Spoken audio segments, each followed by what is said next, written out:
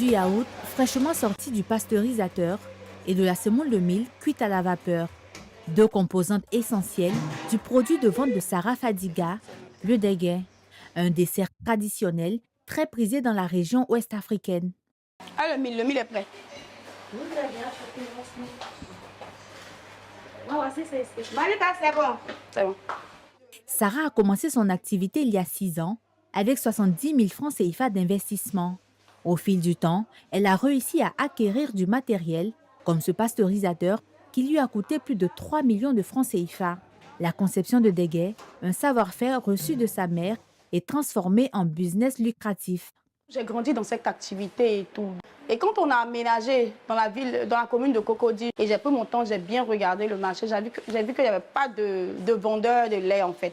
Donc c'est ainsi que m'est venue l'idée de faire des box de lait avec le sac de lait de 25 kilos. Sur le marché local, on peut l'avoir à 65 000. Quand on le rend en yaourt, on peut se retrouver au total avec un équivalent de 100 litres de yaourt qui peut nous revenir à 150 000 après transformation.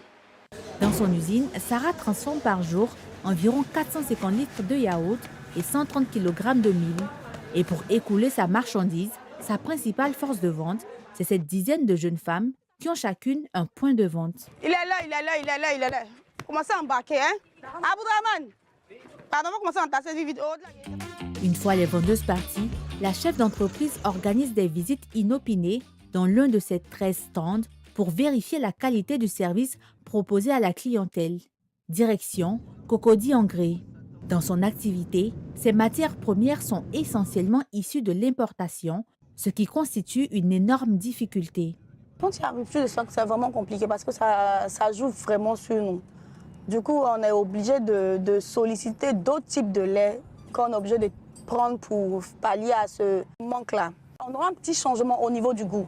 Et actuellement, même, on est en pleine crise de mil. On était à 35 000, aujourd'hui, on est à 45 000.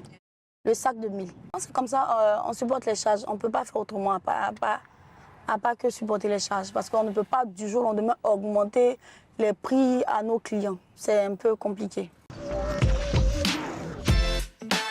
Ce stand est l'un des plus rentables, avec une moyenne de 16 kg de dégué vendus par jour. Du dégué servi instantanément pour des tarifs compris entre 500 et 3 500 francs CFA. Un concept qui réussit à appâter de nombreux clients.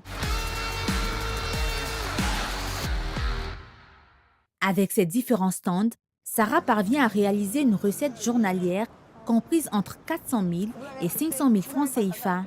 Vu la rentabilité de son activité, elle nourrit des objectifs d'expansion.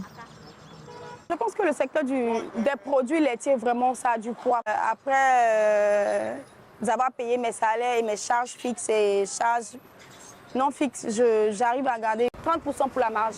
On veut se propager partout à Abidjan et aussi rentrer en supermarché. Et pourquoi pas aller dans la sous-région, avoir des franchises dans la sous-région. Même si le secteur semble prometteur, il est encore trop dépendant de l'importation.